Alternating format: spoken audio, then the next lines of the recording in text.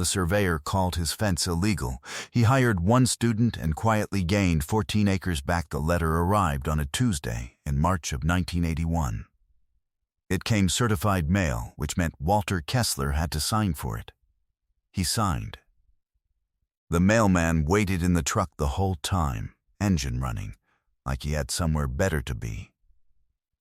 Walter read the letter standing at the end of his gravel drive.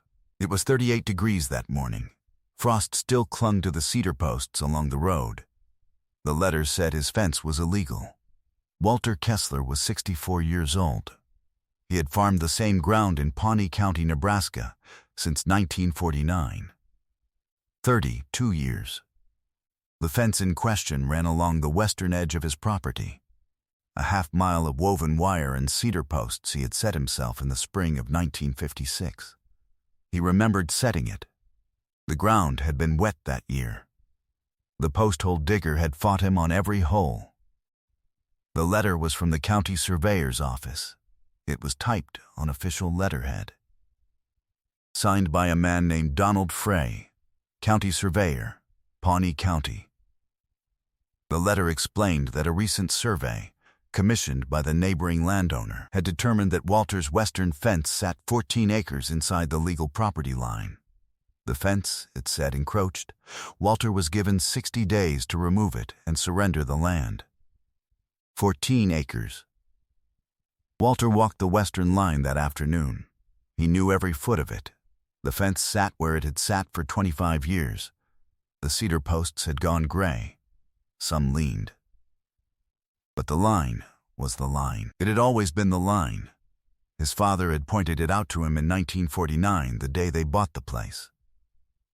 The old stone marker sat at the northwest corner, half buried, mossed over. Walter found it under a tangle of brahma grass. Still there. Still where it had always been. He counted the posts as he walked. He always counted them. 176 posts along the half-mile. He had set every one in 1956. Cedar, 8 feet long, sunk 3 feet deep. The wire was American steel woven field fence, 47 inches tall, 9 horizontal lines. He had stretched it with a borrowed come-along and a fence stretcher his father had owned. 25 years of cattle and weather had aged it. But it held. It still held. 14 acres came to roughly the width of the field times the length of the line. Walter paced it in his head. 200 feet wide at the most, running the half-mile. That was the strip the letter wanted. The strip with the best drainage on the whole western quarter. The strip he planted to corn every other year. The ground that didn't flood when the spring rains came hard. He stood at the northwest corner a long time. The frost had burned off by then. The sun sat low. He thought about his father, dead 19 years now, pointing at the stone and saying, "That's your corner. That's where your ground starts." Walter had been 32 then. He had believed it without question. He still believed it. The trouble was that belief and proof were two different things. The neighboring land had changed hands the year before. A man named Carl Hubrecht had bought the adjoining 320 acres. Hubrecht was 41. He had money from a farm equipment dealership over in Beatrice. He had bought the land as an investment. He did not farm it himself. He leased it out. And the spring after he bought it, he had hired a private surveyor to walk the boundaries. That survey was the one Donald Frey's letter referenced. Walter drove into town the following Monday. The county courthouse sat on the square in Pawnee City. He climbed the limestone steps, asked at the desk for the surveyor's office. A woman directed him down the hall. Donald Frey was a thin man, maybe 50, with reading glasses pushed up on his forehead. He had the survey spread on his desk. He showed Walter the lines, the numbers, the bearings and distances. He spoke for a long time about benchmarks and section corners. Walter understood about half of it. What he understood clearly was this. Frey's office had reviewed Hubrecht's private survey and accepted it. The county had no original survey on file from 1949. The records had been thin back then. The marker Walter relied on, the old stone at the northwest corner, was not, according to Frey, a legally established corner. It was just a rock. Frey said this plainly. It bothered Walter. He didn't show it. Frey explained that the private surveyor was licensed and bonded. A man named Russell Tate, out of Lincoln. Tate had used the section corners filed with the county. Those were the official corners, the corners everyone used. Frey tapped the survey with one finger and said the numbers were the numbers. The same thing Hubrecht had said from the truck window. Walter noticed that. The men with the clipboards and the man with the money used the same words. He asked to see where the new line would run. Frey traced it on the survey. The corrected boundary cut 200 feet east of Walter's fence, the whole half-mile. It put the cornerstone Walter's father had shown him on Hubrecht's side. It put the good drainage on Hubrecht's side. Frey said the line was a matter of record now, unless Walter could show otherwise. He asked what it would cost to challenge the finding. Frey told him a man could commission his own survey. A licensed surveyor. The going rate in 1981 was around $1,200 for a half-section boundary. Maybe more if the corners were disputed. Walter did the math on the drive home. $1,200 was 4 months of what the farm cleared in a good year. And there was no guarantee a second survey would say anything different. The farm ran tight that year. Corn had been $2.50 a bushel the fall before. Hogs were soft. The note on the new grain dryer still had 2 years to run, $180 a month. Walter kept the numbers in a ledger Eleanor balanced at the kitchen table on the first of every month. There was no $1,200 sitting loose in that ledger. There never was. Every dollar had a job before it arrived. His wife, Eleanor, didn't say much about it. She set his coffee down and looked at the letter on the kitchen table. Picked it up. Read it twice. Set it back down. She said the land had been theirs for 32 years. Walter said he knew that. She said knowing it and proving it were two different things. Walter said he knew that too. The 60 days started ticking. Walter spent the first 2 weeks doing nothing. Not because he didn't care. Because he didn't know what to do. He was a hog and corn man. He understood weather and markets and the price of diesel. He did not understand bearings and benchmarks and the legal weight of a stone marker his father had shown him 32 years ago. He felt, for the first time in a long time, that the ground itself was being pulled out from under him by men with clipboards. He slept poorly those 2 weeks. He'd wake at 4 and lie in the dark and run the same circle in his head. The fence was right. He knew the fence was right. But he had no way to say so that a court would hear. A man could be right his whole life and still lose the ground under his feet to a survey he couldn't read. That was the part that kept him awake. Not the loss, the helplessness of it. Carl Hubrecht came by once during those 2 weeks. Drove up the gravel in a new Ford pickup. Didn't get out. Rolled the window down. Said he wasn't trying to be difficult. Said the survey was the survey, and numbers were numbers. Said he'd give Walter the full 60 days as a courtesy. Then he rolled the window up and drove off. Walter stood in the yard and watched the dust settle. It bothered him. He didn't show it. The conventional path was clear enough. Hire a licensed surveyor. Pay the $1,200. Hope the new survey contradicted Hubrecht's. But Walter had asked around at the feed store, and the answer that came back wasn't encouraging. A licensed surveyor would use the same section corners, the same benchmarks, the same federal records that Frey's office already had. If those records favored Hubrecht, a second survey would likely just confirm the first.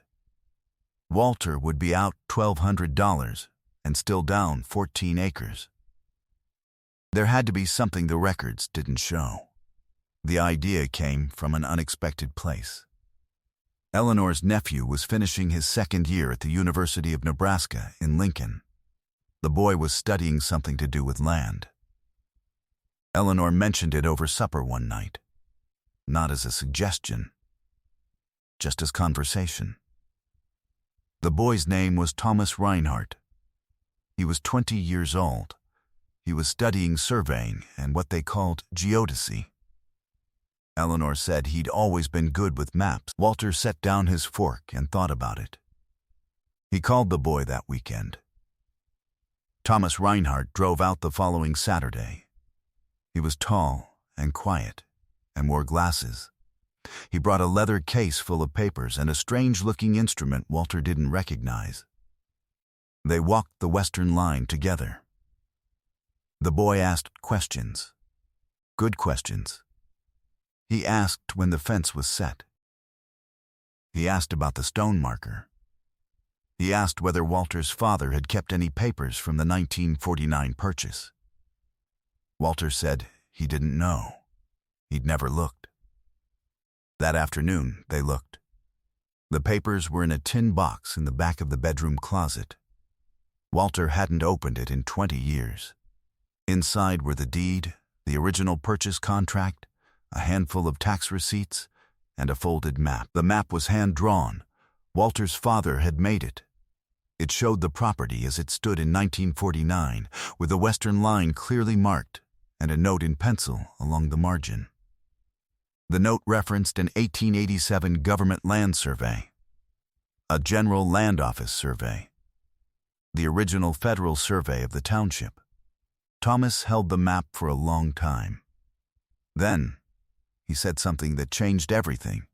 He said the county didn't have the original survey on file. But the original survey existed. It had to.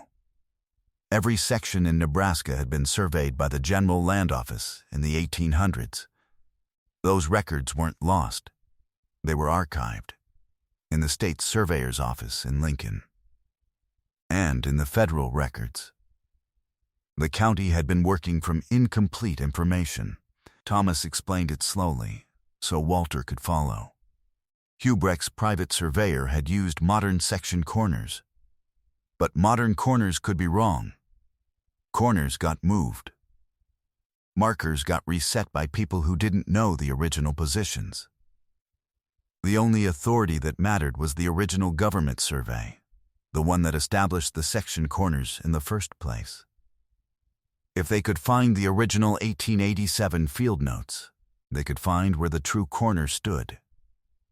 And the true corner might not be where Hubrecht's surveyor said it was. Thomas went back to Lincoln that Sunday night. He told Walter to give him 2 weeks. Walter still had 31 days left on the clock. Thomas spent those 2 weeks in the archives. He pulled the original General Land Office field notes for the township. He pulled the 1887 plat. He copied the surveyor's handwritten descriptions of each section corner. He read the chain and compass bearings recorded by a government surveyor 94 years earlier. The archive was in the basement of the state surveyor's office on the Capitol grounds. Thomas signed in at a desk. A clerk brought the township records in a flat gray box. The field notes were bound in a ledger, the pages brittle, the ink brown with age. The handwriting was small and slanted. It took Thomas most of the first day just to learn to read it. He worked from 9 in the morning until the office closed at 5. He came back the next day. And the next. He learned the surveyor's method as he read. The government surveyors of the 1880s worked in a system laid out by federal law. They divided the land into townships 6 miles square, each township into 36 sections. Each section a mile on a side, 640 acres. At every section corner and quarter corner, the surveyors set a monument. a stone, or a post, or a marked tree, and at each one he recorded witness objects, trees, mounds, anything permanent, so the corner could be found again even if the monument was lost. The original surveyor's name was recorded in the notes. A man named Josiah Penfield. He had surveyed the township in the summer of 1887, walking the lines with a gunter's chain and a solar compass. His field notes described every corner. They described the corner at the northwest of Walter's property. And they described a witness tree, a bur oak, 22 inches in diameter, bearing north 43 degrees east, 38 links distant from the corner. Thomas drove out the next Saturday with the field notes. He explained the witness tree to Walter. When the original surveyors set a corner, they would record the location of nearby trees as references. A witness tree. If the tree still stood, or if the stump remained, it could establish the true position of the original corner. And Penfield's notes described a bur oak northeast of the northwest corner. Walter knew that tree. It still stood. A bur oak at the edge of the windbreak, thick through the trunk, gnarled at the top. It had been there as long as Walter could remember. His father had called it the old corner oak. Walter had never understood why. Now he did. They measured it the same afternoon. Thomas set up his instrument. He measured the diameter of the bur oak. 26 inches now, grown from 22 over 94 years. He measured the bearing and distance from the tree back toward where the original corner should sit. North 43 degrees east, 38 links. A link was 7.92 inches. 38 links was just over 25 feet. Thomas measured it out with a steel tape. The instrument was a transit Thomas had borrowed from the university. A girly transit, brass and glass, mounted on a wooden tripod. He leveled it carefully over the base of the bur oak. It took him 40 minutes to set it right. He sighted the bearing Penfield had recorded, reversed it, and ran the line back toward the corner. Walter held the dumb end of the tape. Thomas read the angle and called the distance. 25 feet and 1 inch. 38 links, near exact. The point landed 31 feet west of where Hubrecht's surveyor had set the corner. Thomas measured it 3 times. Same result every time. He moved the tripod and shot it from a second position to check himself. Same point. The original government corner, established in 1887 and witnessed by the bur oak, sat 31 feet west of the modern corner Tate had used. And that 31-foot error, carried down the half-mile length of the western line, accounted for the discrepancy. The 14 acres. Hubrecht's survey had been built on a corner that was in the wrong place. Walter watched the whole thing without saying much. He had walked past that bur oak 10,000 times. He had never once thought it was telling him anything. Now a 20-year-old with a borrowed transit had read 94 years off the trunk of it. Walter's fence was where it had always belonged, but knowing it and proving it were still 2 different things. Eleanor had said that weeks ago. Thomas understood. He spent the next 10 days assembling the documentation. He drew the comparison. The original 1887 field notes, the witness tree measurement, the bearing and distance, the location of the true corner versus the modern corner. He typed it all up, page after page, with the field notes copied out and the measurements recorded to the 100th of a foot. He found the original survey marker too. It was buried 31 feet west of the modern corner, exactly where Penfield's notes said it should be. They dug for it on a Saturday morning. Thomas marked the spot from the transit. Walter brought a spade and a tile probe. He pushed the probe into the ground in a grid, 6 inches at a pass, listening for the ring of metal on stone. He found it 8 inches down. They dug it out by hand. A stone, set deep, with a chiseled mark on the top face. A cross cut by hand, worn shallow but unmistakable. The same stone Walter's father had pointed out in 1949. The same rock Donald Frey had dismissed. It was not just a rock. It was the original government corner monument, set in 1887, witnessed by a bur oak, and recorded in federal field notes that the county had never bothered to pull. Thomas photographed the chiseled mark. He used a borrowed camera and a roll of color film. He set a ruler beside the stone for scale. He shot the cross from 4 angles. He measured the stone's position relative to the bur oak and wrote it in his field book to the 100th of a foot. Then, they covered the stone back over, careful, the way they'd found it. It was the same marker the whole time. Buried 31 feet from where a licensed surveyor had stood and declared the corner. Hidden under 8 inches of Pawnee County soil, the proof had been in the ground the entire time. Nobody had thought to dig. The 60 days ran out on a Friday in May. Walter and Thomas drove into Pawnee City the Wednesday before. They carried the documentation in the same leather case. They asked at the courthouse for Donald Frey. Frey saw them in his office. He had reading glasses pushed up on his forehead, same as before. Thomas laid out the original field notes, the witness tree measurement, the photograph of the chiseled cornerstone, the 31-foot discrepancy. Frey put his glasses on. He read for a long time. He did not speak for nearly 20 minutes. Then he said the survey would have to be reviewed.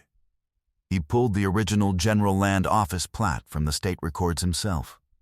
He compared it to Hubrecht's private survey. He measured the bearings. He checked the witness tree reference. By the end of the afternoon, Donald Frey reached a conclusion he had not expected to reach. Hubrecht's surveyor had used a section corner that did not match the original government monument. The error was real. The fence was where it belonged. The 14 acres were Walter's. Always had been. Frey did not apologize. He didn't acknowledge that his office had accepted a flawed survey without checking the original records. He simply issued a correction. A revised determination filed with the county, stating that the original government corner, witnessed by the bur oak and recorded in the 1887 field notes, established the true boundary. Walter's fence stood on the legal line. The encroachment letter was withdrawn. It cost Walter nothing but gas money and a few suppers for Thomas. Carl Hubrecht received notice of the correction by mail. He did not come by in the new Ford pickup. He did not roll down the window. He called once, on a Sunday evening, and spoke to Eleanor because Walter was out in the barn. He said only that he understood the matter was settled. Eleanor said it was. That was the end of it. Hubrecht never set foot on the gravel drive again. Walter walked the western line that evening after the call. The cedar posts had gone gray. Some leaned. But the line was the line. It had always been the line. He stopped at the bur oak, put his hand on the bark. 26 inches through now, 94 years old. The tree that had stood witness in 1887 and stood witness again in 1981. He looked at it for a while. Then he walked back to the house. Thomas Reinhardt graduated from the University of Nebraska in 1983. He became a licensed land surveyor. He worked in Lincoln for 30 years. He told the story of the bur oak to younger surveyors his whole career. Told them to always pull the original government field notes, always find the witness trees, always check the monument before you trust the modern corner. He said an old farmer in Pawnee County had taught him that, though it was really the other way around. Walter Kessler farmed the western 14 acres for another 9 years. Corn, mostly, sometimes milo. He retired in 1990 at the age of 73. He sold the place to a young family from Lincoln who wanted to raise cattle. He walked them along the western line the day they closed. Showed them the fence. Showed them the bur oak, told them about the chiseled stone buried at the corner, and the field notes from 1887, and the survey that nearly took 14 acres that were never anyone's but his. The new family kept the bur oak. They built a new fence in 1994, woven wire and steel posts, set right on the original line, right where the stone said it should go. The old cedar posts came down, but the cornerstone stayed, buried at the northwest corner, chiseled mark facing up, witnessed by the oak. Walter drove past the place once in 1998, saw the bur oak still standing at the edge of the windbreak, thick through the trunk, gnarled at the top. He didn't stop. Didn't need to. The corner was where it had always been. The tree still stood witness. 14 acres and a half-mile of line, exactly where they belonged.